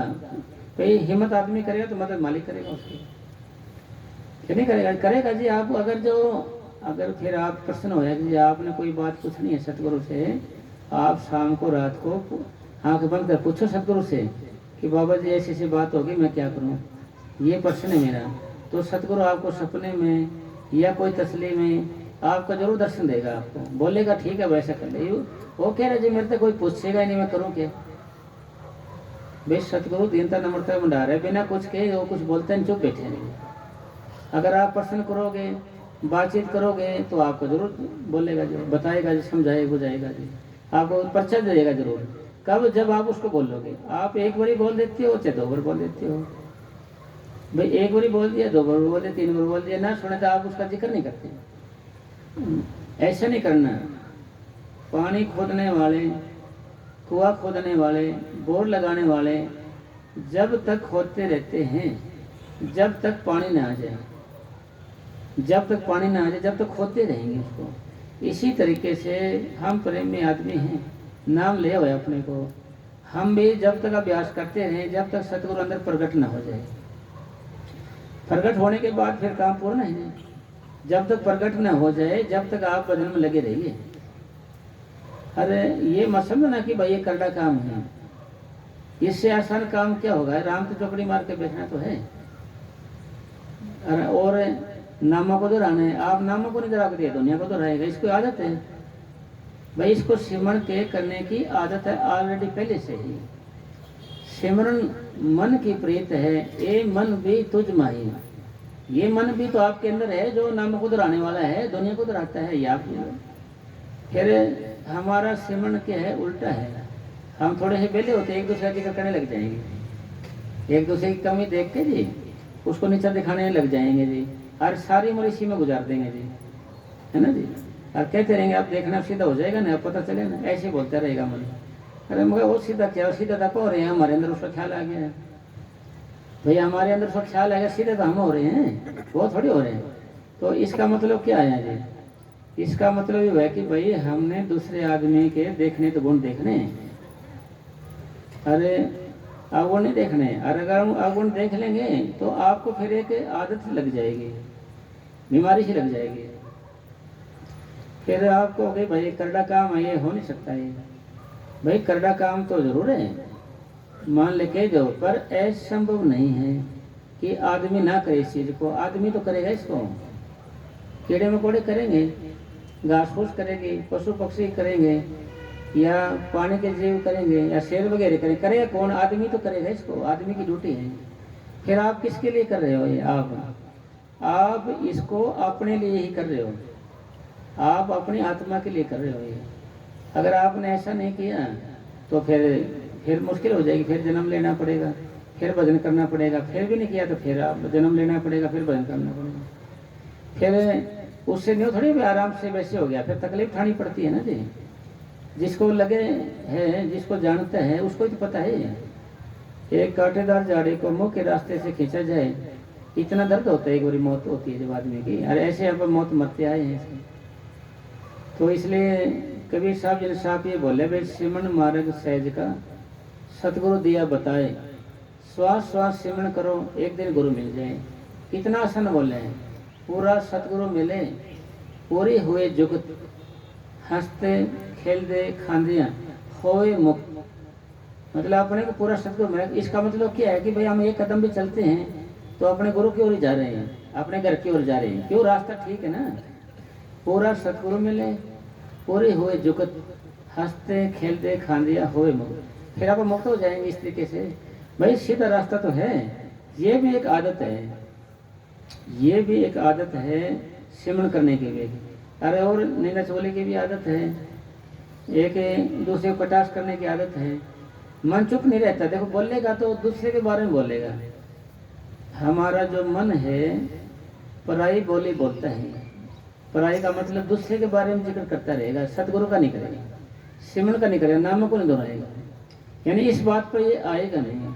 आपने इसको बड़े प्यार से समझाना, भाई तो मान जा तेरा काम है। यानी ये जो बात समझाने के लिए सत्संग होता है, मन किसी तरीके से मानी जाए, कोई बात चुप ही जाए इसके, कोई समझाने के लिए है ये। तो अगर मान जाएगा ना मन, जैसे आप 2 घंटे बैठे ऐसे मन भटक रहा है जी, भटक रहा है, आपने कुछ नहीं मिल रहा है, ना तो प्यार मिल रहा है, ना शरीर खाली हो रहा है, कुछ नहीं हो रहा है आपका। पर 2 घंटे के बाद बैठे बैठे 1 सेकंड भी आपका मन लग गया, 1 सेकंड, तो एकदम मन आपको ऊपर जाएगा, आंखों के बीच में ऊपर, उसके जाते 1 सेकंड में ही, 1 सेकंड में आपका शरीर खाली खाली हल्का लगा, जैसे बीपी बड़ा होता है ना जी, एकदम नॉर्मल शांत बिल्कुल खुश हल्का हो जाएगा, सिर्फ 1 सेकंड में। यानी सिर्फ 1 सेकंड में। पर कब क्या है कि 2-2.5 या 2 घंटे बैठे बिना हमारा मन स्थिर और एकाग्र नहीं होगा। आपके वो स्थिर एकाग्र किसको कहते हैं? भटकने का नाम। यानी मन में कोई न कोई ख्याल आते रहेंगे, आएंगे जाएंगे आएंगे जाएंगे, ये ख्याल आते, इसका नाम है भटकना। और कहते हैं कि भाई मन लग गया। जैसे आप नाम नहीं ले रहे थे, उससे पहले लोग बैठते थे, लोग ऐसे आंख बंद करके बैठते थे, उनको भी ऐसे महसूस होता जैसे हाथों से पैरों से कुछ निकल गया, निकल कर माथे में जैसे इकट्ठा हुआ कुछ चीज़, माथे की बेज कुछ इकट्ठी हो गई जैसे कुछ चीज़। यानी ये एक अनुभव की बात समझिए भाई, कोई चीज़ यहाँ इकट्ठी हो जाती है। जब प्रेमी लोग इस हालात से गुजरते हैं तो वो इकट्ठी हो गए, वो महसूस करेंगे जैसे वो वहीं पर हैं, आंखों के बीच में हैं, जैसे वहाँ आ गए हैं। वहाँ आने से क्या होगा उनको कोई ख्याल नहीं आएगा, बड़ा आनंद आएगा, बड़ा चैन आएगा। भाई कोई ख्याल नहीं, कोई बात नहीं, किसी की कोई बात नहीं, अच्छी बुरी कुछ नहीं, अरे बिल्कुल हल्का हो गया शरीर उनका। पर उनका सिमटाव नहीं होने, उनका सिमटा नहीं। हाँ वो आँख के बीच में बड़ी शांति चैन आ रहे हैं उनको। चैन आने का मतलब ख्याल ही नहीं है, कोई ख्याल ही नहीं है तो वही टेंशन ही नहीं है कोई चीज़ की। अच्छे बुरे ख्याल आएंगे, लड़ाई झगड़े, तभी तो टेंशन होती है। ऊपर आने के बाद कोई ख्याल ही विचार ही नहीं आया कोई उसको, तो मतलब यहाँ आ गए, वो महसूस करेंगे जैसे हम आँखों के बीच में आ गए हैं। आँख के बीच में आ गए तो वो बड़े खुश हो जाएंगे, क्यों कोई ख्याल नहीं, विचार कम है या कम ख्याल है। तो ऐसे आप भी करते हो, जैसे ऐसे बैठ के ऐसे करते हो, आप नामों को दोहराना छोड़ देते हो। आप यहाँ कभी कभी आपने 2 दिन में 4 दिन में देखा होगा कि यहाँ ख्याल इकट्ठा होगा, तो आप यहीं बड़ा आनंद आता है आपको। पर आपका मन नामों को नहीं दोहरा रहे हैं, ये ध्यान रखना है आपने कि मन नामों को नहीं दोहरा रहे, आपका सिमटाव नहीं हो रहा है। मतलब आपको चैन भी है, खुशी भी है, शरीर भी हल्का, मगर आपका मन है ना नामों को नहीं दोहरा। अगर मन नामों को यहाँ ध्यान लग गया, जैसे आपका कोई चीज़ छुप गई यहाँ के, यहाँ हो गया, आप फिर नामों को दोहराना चालू कर रहे हो आप, क्योंकि फिर मन नामों को दोहराएगा, क्योंकि मन में ख्याल ही नहीं आपके, कि जो कुछ कहेगा मानेगा। फिर मन सदा, यानी ये जो तन है ना, तन है ना, मन के हुक्म में चलता है, मन के हुक्म में चलता है। मन आपका यहाँ आ गया तो मन में ताकत आ गई, भाई तू यहीं रहे, ठीक है साहब मैं यहीं रहूँगा, फिर वो यहीं रहेगा। फिर आप नामों को दोहरा, फिर ये मन नामों को दोहराने लग जाएगा जी, फिर नामों को दोहराने लग जाएगा। तो जब एक से दो तभी सिमटा होने लग जाएगा आपका एकदम, जब भी आते यहीं, जब क्योंकि आपने एक काम कर लिया ना, यहाँ माथे में ध्यान हो गया आपका, ऐसे यहाँ हो गया आप, तो यही नामों को दोहराना शुरू कर दिया, एकदम सिमटा होना शुरू हो जाएगा आपका एकदम। आप क्या होगा कि एकदम ये खाली खालीपन कैसे होगा, एकदम ध्यान ऊपर कैसे आ जाइए। जैसे हमारे पूज्य परम संत के साहब जी ने समझाया ना, भाई हमने प्यास लगी, सेवा करी, एकदम मेरा ध्यान ऊपर आ गया, बाबा कहते रो ऊपर चले गई, इसको रो कह देते हैं भाई, ध्यान कह देते हैं। यानी इसको ऐसे भी कह सकते हैं भाई ध्यान ऊपर आ गया, आत्मा ऊपर आ गई। भाई आत्मा तो का तो ठिकाना है यहाँ, तो जाएगी तो अपने स्रोत की ओर है। यहाँ आने के बाद यानी एक आम आदमी में होता है, जैसे ऐसे बैठे हैं वो ऐसे नीचे जो की करते हैं, तो उसका ख्याल यहाँ से आगे चक्कर से उतर के जहाँ यहाँ ध्यान लगाना चाहिए, यहाँ से उतर के कंठ चक्कर में गए, यहाँ से ध्यान फिसड़ गया, कंठ चक्कर में फिसड़ गया। दुनिया इसको हल्की नींद कहती है, संत मत इसको कंठ चक्कर में ध्यान का आना कहेंगे। आज्ञा चक्कर से उतर के कंठ चक्कर में हल्की नींद आ गई, फिसल गया ध्यान। और संतों का वो करते ऐसे, वो मान ली सोए गए तो उनका ध्यान नीचे नहीं गिरेगा, उनका ऊपर जाएगा। आम आदमी संतों का ये है कि भाई उनका ध्यान तो नीचे गिरता है, क्योंकि उनका नीचे गिरने अभ्यास है, ऊपर जाने का अभ्यास नहीं है। एक बारी मस्ताना जी महाराज आराम कर रहे थे, सेवा करते करते गए, हाथ पैर दबा रहे, कोई चीज़ उठाने लगे कोई। मस्ताना जी बोले कुत्ता क्या करता है ऐसे, ऐसे हाथ में ऐसे। उन्हें सोचा महाराज तो सो गया होगा यार, इन्हें कहीं गिरा है, तो महाराज तो सो गया होगा, कोई नहीं। तो दोबारा फिर कोई चीज़ आ जाए ऐसे नहीं, तो दबाते दबाते फिर बोले कुत्ता क्या करता है। कुत्ता तो क्या सोचता है, मस्ताना आंखें बंद कर देता है तो मस्ताना कुछ नजर नहीं आता। मस्ताना जी को आंख बंद करने के बाद भी सारी तरह की नजर आती है। तो मतलब ध्यान का है, ऊपर का आना का मतलब भाई ध्यान लग गया, इसका चढ़ाई करने शुरू कर दी, ऊपर चला गया। नीचे गिरने का मतलब नींद, यहाँ आएंगे हल्की नींद, ऐसे ऐसे करते रहेंगे ना, झटके लगते रहेंगे, नींद हल्की नींद कहेंगे। फिर ये नींद नीचे आ जाती है, नाभि चक्कर में आ जाती है ना, तो गहरी नींद आ गई, इसको फिर शुद्ध बुद्ध का पता नहीं। हर एक इंसान जब वो सोएगा, हाथों पैरों से निकल के आंखों में जोर होगा, कभी देखना जी कोई नींद आती है तो क्या कहेंगे, बोले जी मेरी आंखों में जोर हो रहे हैं, भारी हो रही है आंखें, कहेंगे ना जी। जब भी इंसान सोएगा, आंखों के बीच में इकट्ठी होगी आत्मा, फिर उसको नीचे गिरेगी, कंठ चक्कर में आएगी, ऐसे आएगी, उसको नींद करना।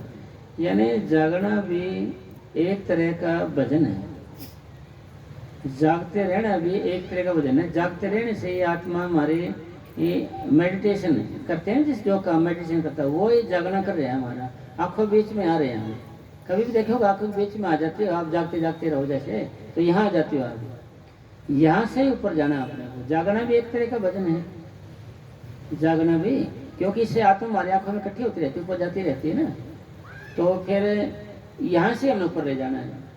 तो इसलिए संतो महात्मा ने क्या समझाया प्यार से कि भाई कम सोना है। भाई सोना तो है आपको, कम सोना है। खाना भी है आपको, कम खाना है। बोलना भी आपको, कम बोलना है। भाई आज यानी हम क्या करेंगे साहब, भजन करेंगे तो पूरा करेंगे, नहीं करेंगे। जागेंगे तो सारा जागेंगे, नहीं सारा सोएंगे। यानी बीच का रास्ता अपनाना, अपने सहज अवस्था का रास्ता। सहज का अवस्था का मतलब भाई हमने भजन कर भी लिया रात को और सो भी लिए और टाइम से उठ भी गए।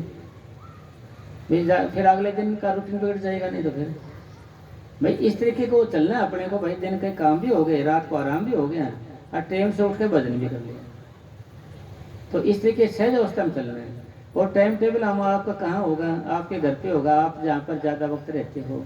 और मेडिटेशन कहाँ होगा, जहाँ आपने ठिकाना बनाया है, मेडिटेशन का ठिकाना जगह बनाई हुई है, वहाँ पर होगा ये सब। भाई वहाँ पर होगा, वैसे नहीं होगा ये। वहाँ जिन जिन आदमी ने कर लिए, कुछ प्रेमी के भी हमने किया था, वैसे हमारा को मज़ा आ गया। भाई काम बहुत अच्छा लग रहा है मेरे को, हम बयान नहीं कर सकते। नहीं तो हम जहाँ बैठते थे वहीं सो जाते थे।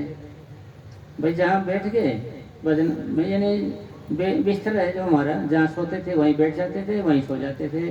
पता नहीं लगता था 2 घंटे 3 घंटे। एक प्रेमी आया नहीं, मैं तो 5 घंटे बैठता था यार, मज़ा आ गया मेरे को। तो उठता था 5 घंटे में कुर्सी पे और सो जाता था बैठ के ऐसे आराम से। नौकरी जी मेरी तो आदत बनी थी, मैं तो सोचा 5 घंटे हो गए जी। नौकरी जी आप कह रहे हो कि गर्दन को सीधा रखना है, तो मेरा तो 1 मिनट का ही वजन है, 1 मिनट का भी। ये तो मन मेरे साथ तो धोखा ही करे एक तरह का। एक तरह से तो हमारे को साथ चला के तो करे मैंने। भाई बैठे बैठे सो जाता है, मन कहीं है और हम कहीं हैं। तो अब तक हम ऐसे सुनते आए थे, जैसे मन जागता है तो जाने दे, दृढ़ रख शरीर, उतरी पड़ी कमान से कैसे चाले थे। तो ये हमारे दादा पातशाही श्रावण शाह जी महाराज ने समझाया है इसके बारे में कि जो ताकत अंदर जाएगी वही ताकत बाहर भटक रही है। तो अंदर कौन जाए, कौन रूहानी नज़ारे देखेगा और कैसे हमारी मुक्ति होगी। फिर कबीर साहब जी महाराज ने इसके बारे में लिखा अलग दो है कि माला तो कर में फिरे, जी फिरे मकमाई, मनवा तो 10 दिशा फिरे, यह है सिमरन नहीं। वो कह रहे सिमरन नहीं है, कबीर साहब जी कह रहे हैं साहब जी को भाई सिमरन नहीं है। इसे सिमरन किसको कहेंगे, आपने रोज चिंता करनी है कि बैठ जाना भजन पे, नाम को दोहराना है लगातार। आप नाम को दोहराएंगे लगातार तो ध्यान आपको महसूस करोगे जैसे माथे में आप इकट्ठे हो रहे हो। भाई कोई चीज़ यहाँ इकट्ठी हो गई है, फिर आप यहाँ हो गए हो, फिर आपके विचार भी खत्म हो, आपका शरीर जैसे खाली खाली हो गया है। भाई नित्य नेम का अभ्यास है और तवज्जो से करते हैं, जब पूरा ध्यान से करते हैं, जब ये काम थोड़ा और भी स्पीड में बनेगा। कोई भी काम हो जिसको तवज्जो से करेंगे, लगन से करेंगे, तड़प से करेंगे, वो काम थोड़ा जल्दी और होगा। तो इस तरीके का आप करेंगे तो भाई जल्दी काम बनेगा। नहीं करेंगे बैठ के उठ गए तो भाई बूढ़े हो जाएंगे, फिर मौत हो जाएगी। फिर भजन किया नहीं, फिर कहेंगे भाई पुरानी कमाई है, यार पुरानी कमाई जब बनेगी तो अब करेंगे कुछ। और पिछली भक्ति है, पिछली भक्ति भी जब बनेगी जब अब कुछ करेंगे तो पिछली होगी। और कोई कराया थोड़ी देगा कोई, भाई चलो भाई कराया दे दिया भाई इसको, ये तो करनी पड़ेगी अपने आप खुद। यानी आपका काम आपको ही करना है, किसी दूसरे को और को नहीं करना। दूसरा खाएगा तो उसका ही पेट भरेगा, हमारा नहीं भरेगा। हम खाएंगे तो हमारा भरेगा, दूसरे का नहीं भरेगा। चाहे इस दिन में करो, चाहे अगले में या उससे अगले में, भाई भजन सिमरन का तो काम ये करना ही पड़ेगा। इसलिए क्यों ना हम आज से लग जाएं, क्यों नहीं भाई भजन करने आज से लग जाएं। क्यों आज से ढंग से बैठने लग जाओगे, कोई भी काम सही सूत्र से करने लग जाओ तो ये जल्दी काम होगा सूत्र से। फिर स्वामी महाराज ने इसके लिए साफ कहा गया है कि भाई टूटी फूटी कच्ची भक्ति करोगे तभी पक्की भक्ति बनेगी आपकी। फिर आपके समझ में आएगा भाई कोई चीज़ है ऊपर जा रही है, फिर आपको तसल्ली हो जाएगी। फिर आपको कहने की जरूरत नहीं, भजन करो बैठो, आप ऑटोमेटिक करने लग जाओगे। मतलब नित्य नेम का काम है ये। फिर हम ख्याल में खो जाए, कोई ख्याल आता है जैसे तो हम उसी में ही खो जाते हैं, उससे निकल ही नहीं पाते। आधा घंटे लगे, 1 घंटे लगे, उसी में ही उलझ जाते हैं, उसमें उलझ जाते हैं। तो फिर जब निकालने का टाइम आता है, जब इतने घंटे पूरे हो जाते हैं, इतने हम उठ जाते हैं, फिर आप उठ जाएंगे। इसलिए आपने क्या करना है भाई, पूरी तवज्जो से पूरे ध्यान से इस सिमरन को करना है। आंखों के बीच में ध्यान रख के करना है। भाई उधर जाता है तो आपको लेकर जाना है, फिर जाता है तो फिर लेके जाना है इसको, ये तो जाएगा और आपने लेना है, ये जाता रहेगा आपको लेना है, ये काम है, ये लड़ाई है इसकी। गुरबाणी में लिखा हुआ है मन नाल झगड़ा मन नाल सर। भाई इससे झगड़ा भी करना है, हम झगड़ा थोड़ी करते हैं भाई। हम भाई मन ने क्या बैठना है तो बैठ गए, मन ने क्या सोए तो सो गए, मन ने क्या रोटी खाना खा ली, ऐसे करेगा ना जी मन, तो नहीं करेगा जी। इसलिए मन से लड़ाई कर, जब भी आओ रोटी नहीं खानी है आपने, पहले भजन करना है आपने। 2 घंटे निकाल लेने हैं, 2-2.5 घंटे, एक बारी आते ही चाय पानी लिए बैठ गए, फिर दोबारा फिर ऐसे करना है। जब भी मतलब मौका मिलता है आपको, जब भी आपने बैठ जाना है। चाहे आप जैसे सैर करने भी जा रहे हो, कहीं बैठ गए, मौका लगे आपको, आप वहीं पर बैठ जाओ, अखबार ले लिया ऐसे डक्के, वहाँ बैठ जाओ आप। फिर कभी कभी क्या है कि भाई अन्न प्लानिंग में भी भजन बन जाता है। अन्न प्लानिंग भाई सारे भजन में लगे रहता है, ख्याल लगे रहता है ना जी। सोचा चल रहे 10 मिनट बैठ के देख लेते हैं, उसमें मन लग जाता है कभी कभी आदमी का। और वैसे 2 घंटे बैठे रहे, उसमें ना लगे मन, जब उठ के आएगा ना। एक और ख़ास बात क्या है साहब कि जैसे अब इकट्ठा बैठना, इसको सामूहिक भजन कहते हैं। इसमें तो हमारी बैठक बनती है, एक दूसरे को हम बैठे रहते हैं। एक हमने सामूहिक के अलग भी भजन करना है, अलग। आपको फिर पता चलेगा भाई कितने पानी में कितना मन आपका शौक है। अब तो आप दूसरे के प्रभाव में बैठे हो, दूसरे के प्रभाव में, दूसरा बैठे है तो आप भी बैठे हो, वो उठ गया तो आप भी उठ गए। और घर पे आप जब अलग बैठे हो, अलग, क्योंकि भजन के लिए यानी ध्यान के लिए 1, ज्ञान के लिए 2। अगर ध्यान करना तो एक आदमी की जरूरत है, आपको दूसरे की आवश्यकता नहीं है। ज्ञान मैंने बताने के लिए दूसरे आदमी की जरूरत पड़ती है। सामूहिक भी भजन करना चाहिए, सामूहिक से उठ के फिर आपने अलग भी बैठना चाहिए भजन के।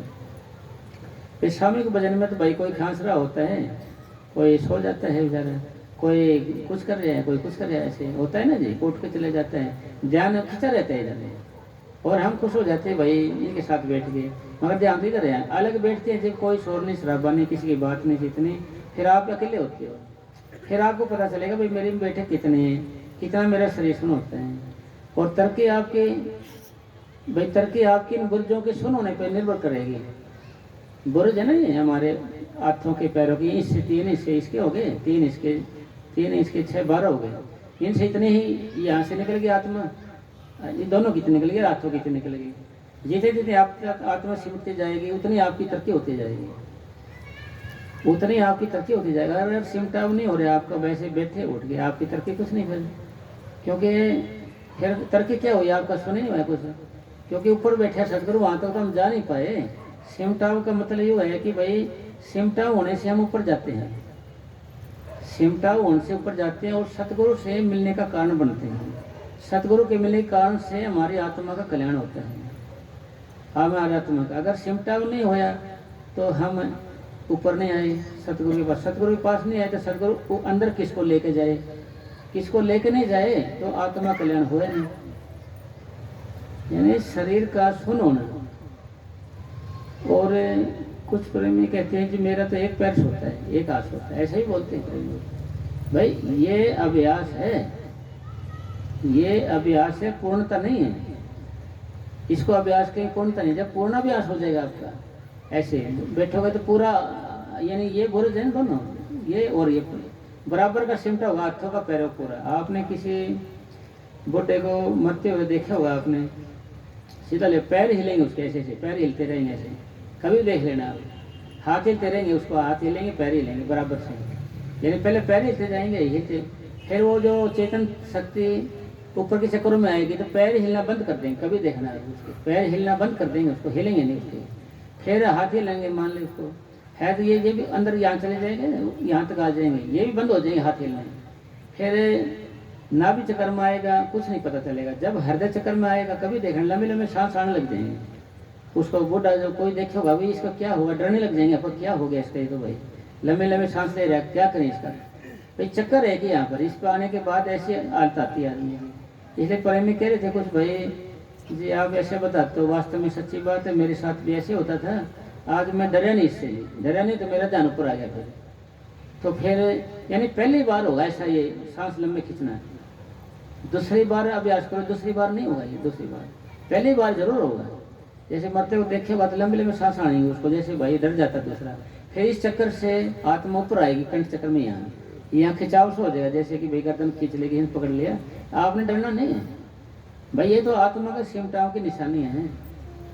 फिर आंखों के बीच में इकट्ठी हो जाएगी, फिर आपको वही प्रकाश आना शुरू, कोई इस अवस्था पर आ गया तो प्रकाश आना शुरू हो जाएगा आपको। फिर आत्मा की ताकत जाग जाएगी। आत्मा की ताकत है सूरत और नीरत। भाई सूरत और नीरत देखने का है और एक का चलने का है। सूरत नीरत इन ताकतें हैं इनकी, ये ताकत जाग ऑटोमेटिक है, ये अपना काम है, आपका बस नहीं है, आपने खाली बैठ जाना है और नाम को दोहराना है। ऑटोमेटिक भगवान ने बनाया सिस्टम, रास्ता पहले का बनाया हुआ है, नया नहीं बनाया, पहले से बनाया भगवान ने, परमात्मा ने। ये रास्ता बनाकर ऐसे चलेंगे, ऐसे जाएंगे। और इतना ही नहीं, हम ऐसे आए भी, हम ऊपर से ऐसे नीचे हैं। पहले परम पिता परमात्मा ने ये दिमाग के अंदर आती है आत्मा, तो दिमाग चलता है पहले, फिर कान में आए तो सुनने लगते हैं, आंखों में देखने लगते हैं, ऐसे नीचे से आती जाती है आत्मा जैसे। अब ये उल्टा चक्कर चले हुए हैं, अब उल्टा सिमटा होके ऐसे ऊपर जाएगी। मतलब कहने का निचोड़ सारी है कि भाई रोज रोज अपन ये प्रैक्टिस करनी है कि भाई मेरा शरीर सुन क्यों नहीं रहा, मेरे कर्म कौन से आगे, पाप कौन से इकट्ठे कर लिए मैंने, और किए तो मालिक मेरे गुनाह माफ़ी दे। पीछे पड़ जाना सतगुरु के नाम पे, भाई मेरे को माफ़ी दे। तो माफ़ करने वाला भी इधर बैठा तो है, वजन उठाने वाला सतगुरु अंदर है। भाई जिंदा राम है जो हमारा वजन उठाता है, वो हमारे अंदर बैठे हैं। उसी के बारे में तो बाबा जी बताते हैं, हाजिर नाजिर जिंदा राम है ना जी, उसी का आसरा बताते हैं ना भाई, वही उठाएगा और नहीं उठा सकता कोई। भाई फिर ये बात चली थी ना भाई, रोज रोज के पाउच पे डालो, रोज रोज के पाउच डालोगे ना तो उसी के पे आप हल्के हो जाओ, जब भी तो आप वजन कर सकते हो। खींचतानी रहेगी ना सारा दिन तो हम वजन कर नहीं सकते, अब बैठ नहीं सकते फिर, तो इसलिए सारा पाउच पे डाल के आप हल्के होकर बैठ जाइए।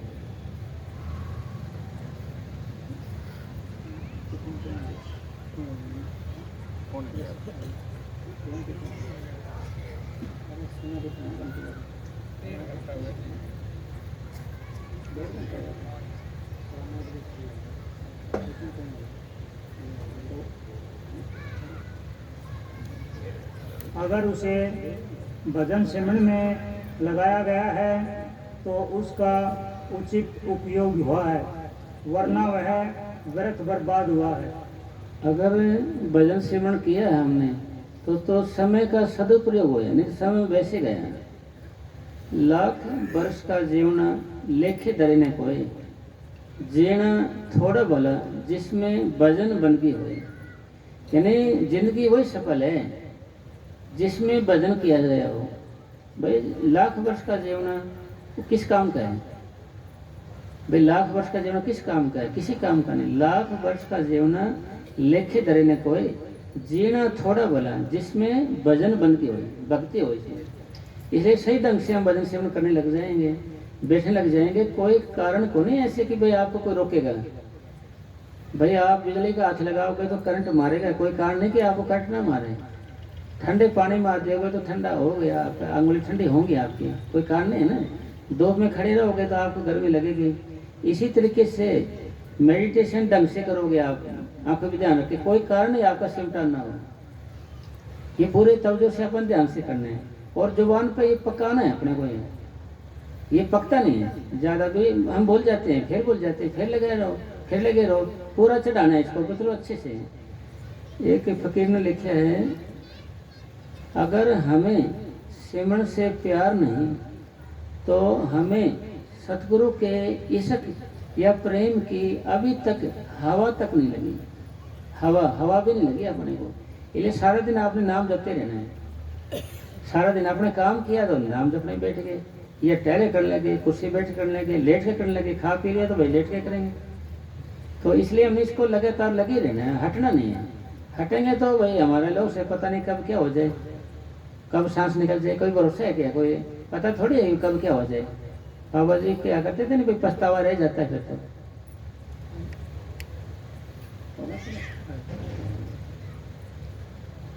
ये तो कह रहे भाई 1.5 घंटा हर हो गया, अभी भजन बैठ जाते हैं सब 1 घंटा ना।